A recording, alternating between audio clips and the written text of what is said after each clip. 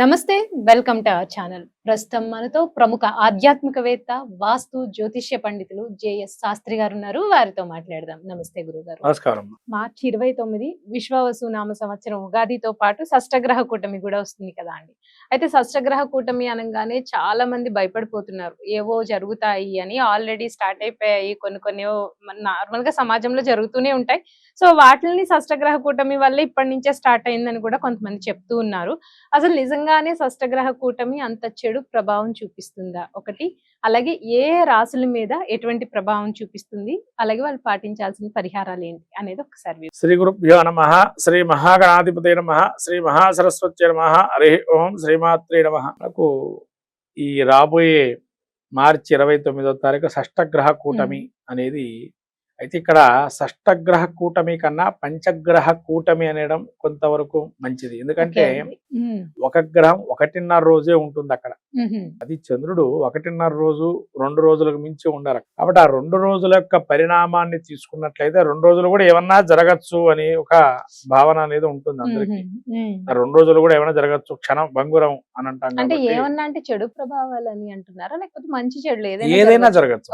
మంచి చెడు అంటే ఆ రాశి చక్రం ఏంటంటే ఇక్కడ మీరు గమనించాల్సిన విషయం, ఒక్కొక్క గ్రహానికి ఒక్కొక్క మిత్రక్షేత్రాలు, సమక్షేత్రాలు, తర్వాత శత్రుక్షేత్రాదులు దాకా క్షేత్ర బీజ ప్రావీణ్యత బట్టి ఉంటుంది. అంతే తప్ప మనము ఈ గ్రహం ఇక్కడ ఉంది కదా, ఆ ప్రావీణ్యత కూడా ఉండాలి. ఇప్పుడు శుక్రుడు ఉన్నాడు, అది ఉచ్చస్థితి మీన రాశిలో. మన మంచి ఫలితాలు ఇవ్వాలి కదా ఆయన.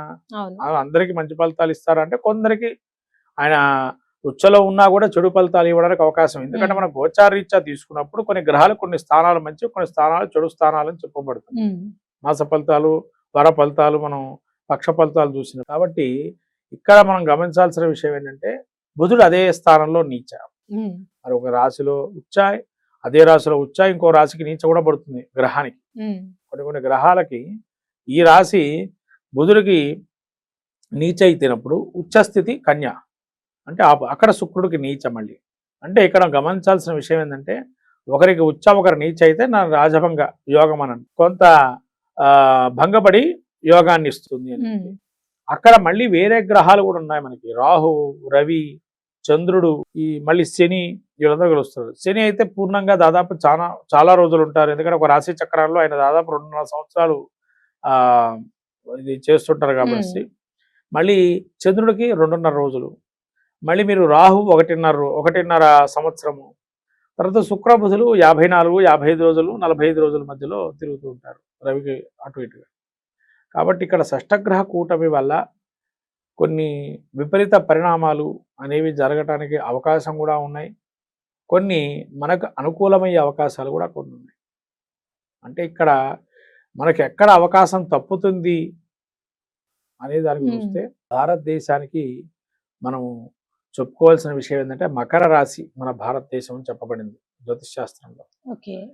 మన భారతదేశానికి మకర రాశిని డినోట్ చేశారు ప్రాచీనులు. దాన్ని తీసుకున్నప్పుడు మకర రాశి 3వ స్థానంలో ఈ గ్రహాలన్నీ కలిసి ఉంటున్నాయి. మనకు 3వ రాశి ఏం చెబుతుంది, పాపులకు చాలా మంచిదని చెప్పబడుతుంది. పాపులకి మంచిదని చెప్పబడింది కాబట్టి సహజంగా మకర రాశికి పాపులు ఎవరు, శుభులు ఎవరు తెలుసుకోవాలి మొదలు. ఎందుకంటే ఒక్కొక్క లగ్నానికి కొందరు శుభులు, పాపులు ఉంటారు. అలా మనం ఫస్ట్ తీసుకోవాలి. ఇక్కడ మనం తీసుకున్నప్పుడు షష్టగ్రహ కూటమి ఒకళ్ళు మంచి వాళ్ళు ఉండొచ్చు, ఒకళ్ళు విభేదించవచ్చు మన విషయాన్ని. ఒక నిర్ణయం మీద విభేదాలు కూడా ఉంటాయి, కొందరు కలిసికట్టుగా పోదామనుకునే వాళ్ళు ఉంటారు. ఇక్కడ విభేదించే వాళ్ళు ఎవరయ్యా అంటే ముఖ్యంగా ముందుగా చెప్పాలంటే బుధుడు విభేదించేటువంటి వాడు. ఎందుకంటే నీచలో ఉన్నాడు, అందరితో కలివిడిగా ఉండడు, ఏదో ఒక శుభులతో ఉంటే శుభఫలితాలు, అశుభులతో ఉంటే అశుభ ఫలితాలు ఇస్తాడని చెప్పండి.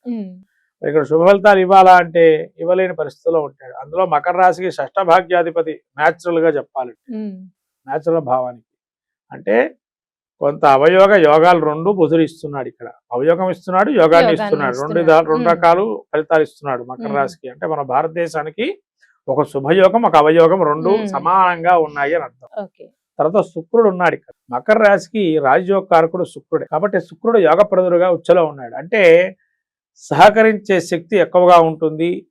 ఇతరులను మిమ్మల్ని బేస్ చేసుకొని, ఈ భారతదేశాన్ని బేస్ చేసుకొని కొన్ని విషయాలు మాట్లాడుకోవడము, అంతర్జాతీయంగా కావచ్చు, జాతీయంగా కానీ కొన్ని విషయాలు పైకి రావటం, భారతదేశం విలువలు పెరగటం, భారతదేశాన్ని ఆధారంగా కొన్ని విషయాలు తెలుసుకోవటం వేరే దేశాలు కూడా అనేది మనకు ఒక మంచి పాయింట్గా ఇక్కడ గోచరిస్తుంది.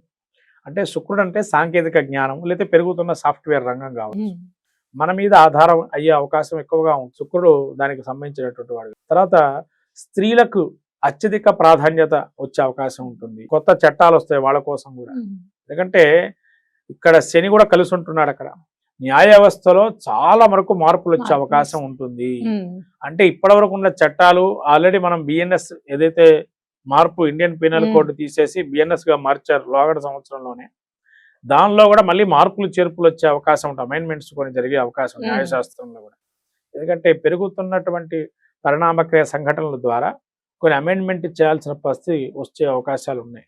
అలా కూడా అంత పాతగా ఉండిపోవడం, మళ్ళీ దాన్ని ఎంత మనం అమెండ్మెంట్ తీసుకొచ్చినా మళ్ళీ అవి పనికి రాకుండా పోవటం అనేది జరుగుతున్నాయి. కాబట్టి వాటికి మళ్ళీ కూడా ప్రాధాన్యత క్రమంలో తీసుకురావటం అనేది జరిగే అవకాశం. తర్వాత ఇక్కడ చంద్రుడు పూర్ణ జలరాశిలో ఉండటం వల్ల చంద్రుడు మన యొక్క దిగంతాలంటే సముద్రాల మీద నీటికి సంబంధించి కూడా మనకు ప్రాధాన్యత పెరగటం, తర్వాత ఆహార ధాన్యాలకు సంబంధించి మనకు ఎక్కువగా వెలివేయటం, వేరే దేశాలు వాళ్ళ దగ్గర నుంచి మనం బయోటెక్నాలజీ నేర్చుకోవాలని చెప్పాను, అలాంటివన్నీ కూడా అవయోగంగా మారే అవకాశం ఉంది. తర్వాత రవి కూడా అక్కడే ఉంటున్నాడు, సూర్యుడు అవరోహణ క్రమంలో మారుతున్నాడు, తన ఉచ్చస్థితికి వెళ్తూ ఉన్నాడు. అంటే ఇంకో 14 రోజుల్లో తన ఉచ్చస్థితికి వెళ్తున్నాడు. ఎక్కడికి? మేషరాశికి. అంటే ఎప్పుడైతే తన ఉచ్చస్థితిలోకి వెళ్తున్నాడు, 12 డిగ్రీలకి దగ్గరగా ఉన్నాడు అని అంటే తన యొక్క కాంతి కావచ్చు, తన యొక్క భావన అంటే అధికార దర్పాన్ని కానీ ప్రదర్శించే అవకాశం ఎక్కువగా ఉంటుంది ఇతర దేశాల మీద అనేది మనకు కలుగుతుంది. కాబట్టి రవి ఇంత యోగప్రదుడు. మన భారతదేశం గురించి మనం చెప్పుకుంటున్నామండి, వివిధ రాసుల గురించి చెప్పుకోవడం, భారతదేశము షష్టగ్రహ కూటమి అనే దాని గురించి చెప్పుకుంటున్నాం. తర్వాత ఇక్కడ మళ్ళీ కూడా రాహు ఉన్నాడు 3లో.